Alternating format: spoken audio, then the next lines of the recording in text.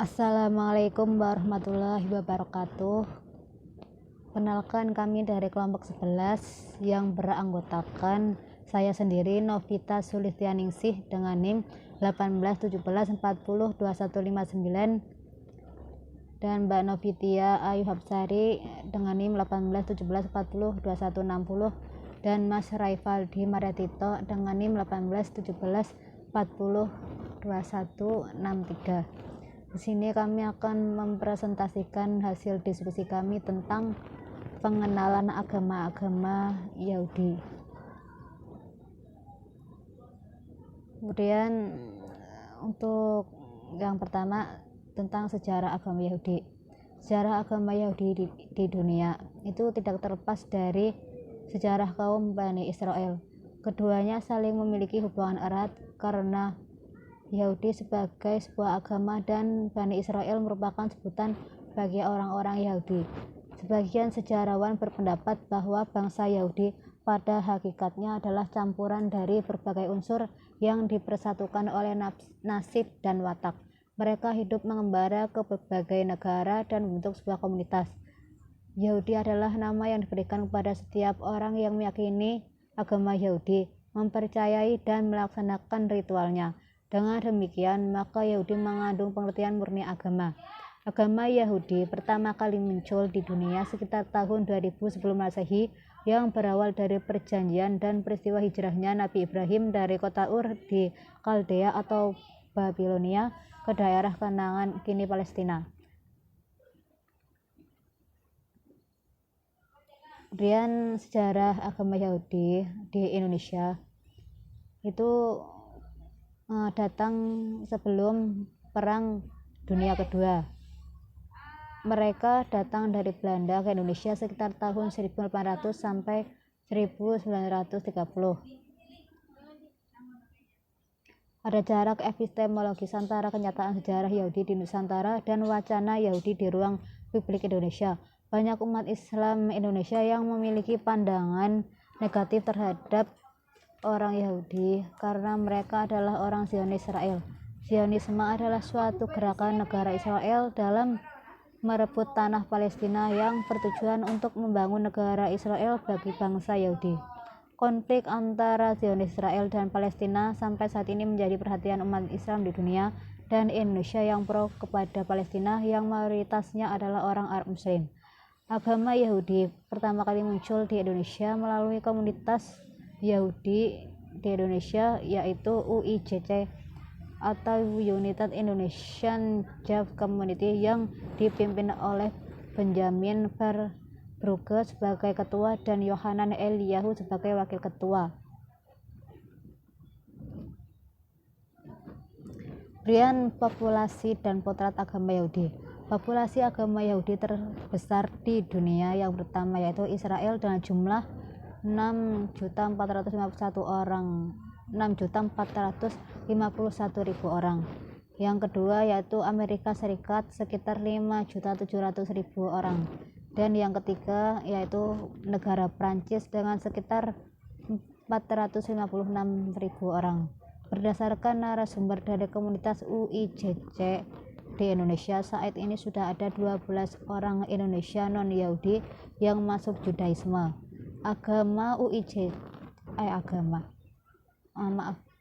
Anggota UIJC sekarang ada sekitar 380 orang di seluruh Indonesia yang meliputi daerah Jakarta, Bekasi, Bandung, Lampung, Cirebon, dan Manado.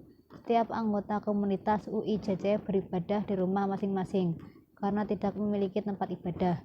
Komunitas ini sudah beberapa kali tampil di Metro TV dan online Tempo untuk mengedukasi masyarakat Indonesia yang memegang prinsip Bhinneka Tunggal Ika, di mana perbedaan akan selalu ada dan dapat memperkaya budaya bangsa. Adapun tujuan dibentuknya komunitas UIJC di Indonesia yaitu sebagai wadah bertemunya warga keturunan Yahudi. Sekian dari saya. Untuk materi selanjutnya akan dijelaskan oleh Mbak Novitia Ayu Hapsari dan Mas Raifaldi Mariatito. Terima kasih. Ya, oke, baik. Yang selanjutnya ada ajaran agama Yahudi dan hari besar agama Yahudi. Agama Yahudi percaya hanya pada satu Tuhan, yaitu Yahweh, yang berarti Maha Kuasa.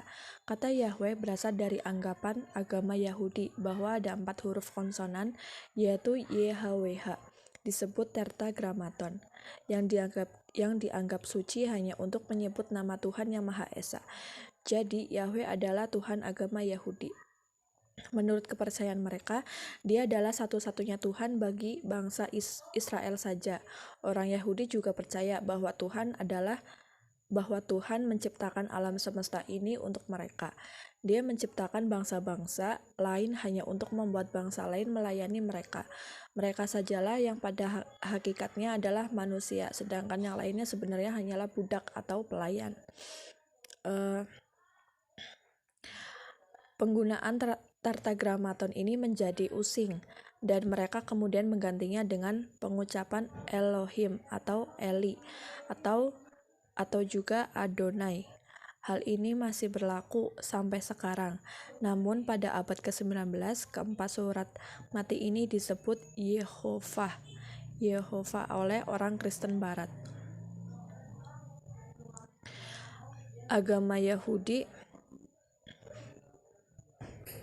Agama Yahudi mempunyai sebuah kitab suci yang disebut Alkitab atau Belbe dalam bahasa Barat. Seluruh kitab ini orang Kristen disebut dengan Perjanjian Lama atau Old Testament. Kitab ini dibagi menjadi 3. Yang pertama ada Torah atau Taurat. Yang kedua ada Nebiin atau nabi-nabi. Yang ketiga ada Ketubian, yang berarti lagu pujian atas pengabdian, kebijaksanaan, bimbingan, dan nasihat. Yang selanjutnya ada hari besar agama Yahudi. Perayaan hari suci agama Yahudi disebut Sabat, yang merupakan hari besar terpenting setiap minggunya. Ada beberapa hari raya besar dalam agama Yahudi. Yang pertama ada Rosh Hashanah, yaitu tahun baru Yahudi. Yang kedua ada Yom Kippur, yaitu hari perdamaian dan merupakan hari puasa mulai dari petang sampai hari petang berikutnya. Yang ketiga ada Sukkot, yaitu hari raya panen musim gugur selama 7 hari yang merakyat berkat Tuhan yang berkelanjutan. Yang keempat ada Pesak, yaitu hari raya roti tidak beragi untuk memperingati keluarnya bangsa Yahudi dari Mesir. Kelima ada Safot, yaitu merayakan panen musim semi dan turunnya Torah kepada Nabi Musa di Gunung Sinai. Ya, yang selanjutnya ada ritual agama Yahudi. Dalam agama Yahudi, ritual agama ini dibagi menjadi beberapa ritual. Di antaranya yang pertama sembahyang. Dalam agama Yahudi ada 2 macam sembahyang, yaitu secara personal dan secara berkelompok atau jamaah. Sembahyang personal yaitu sembahyang yang dilakukan dengan cara individu. Sembahyang seperti ini dilakukan dengan menyesuaikan keadaan dan kebutuhan masing-masing individu. Contohnya, sembahyang yang dilakukan untuk meminta keselamatan dalam hidup. Sedangkan sembahyang kelompok yaitu sembahyang yang dilakukan dengan banyak orang secara terbuka, baik yang bersifat umum maupun waktu yang khusus. Sembahyang ini dilakukan menurut peraturan adat dan hukum-hukum yang sudah ditetapkan oleh para imam dan robi. Yang kedua ada puasa. Para robi Yahudi memerintahkan kepada seluruh pemeluk agama Yahudi untuk berpuasa pada hari pengasingan Babilonia. Para robi Yahudi juga mengharuskan para pemeluk agama Yahudi untuk berpuasa setiap hari pembakaran Baitul Maqdis dan hari pengapungannya. Orang-orang Yahudi juga dianjurkan untuk berpuasa Hadlis, bahkan wajib, karena Nabi Musa berpuasa 40 hari 40 malam di Gunung Sinai untuk menyambut datangnya firman Allah. Ya, yang ketiga ada ziarah atau hajj. Ziarah dalam kaum agama Yahudi adalah dengan mendatangi Baitul Maqdis atau Yerusalem. Dalam kitab Taurat mengatakan 3 kali setahun diulangi untukku. Artinya diwajibkan bagi kalangan agama Yahudi, khususnya laki-laki, untuk berziarah ke Baitul Maqdis 3 kali dalam setahun. Semua laki-laki harus muncul di hadapan Tuhan, Tuhannya Bani Israel. Keempat, ada sedekah. Bagi kaum Yahudi, sedekah memiliki tempat khusus untuk seperti di dalam Taurat, beruntung kalian yang selalu melihat orang miskin.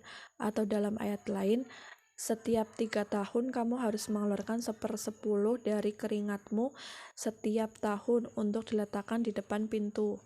Maka hendaklah para imam atau Lewi yang tidak mereka miliki darimu, orang terlantar, anak yatim piatu, dan para janda datang ke pintumu untuk makan hingga kenyang, supaya kamu dapat menerima berkah Tuhan dalam semua yang kamu lakukan dengan milikmu sendiri dengan tanganmu. Dalam agama